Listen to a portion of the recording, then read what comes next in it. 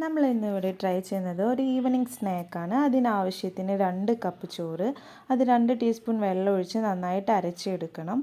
അതിലേക്ക് പിന്നെ നമുക്ക് ആവശ്യമുള്ള 1/2 ടീസ്പൂൺ മുളക് പൊടി, പാകത്തിന് ഉപ്പ്, 1/4 ടീസ്പൂൺ മഞ്ഞൾപ്പൊടി, 1/2 ടീസ്പൂൺ അയമോദകം, 1 ടീസ്പൂൺ എള്ള്, 1/2 ടീസ്പൂൺ കായം, അതേപോലെ ഒരു ചെറിയ ബൗള് അരിപ്പൊടി. ഇതെല്ലാം ചേർത്ത് നന്നായിട്ട് മിക്സ് ചെയ്തെടുക്കണം.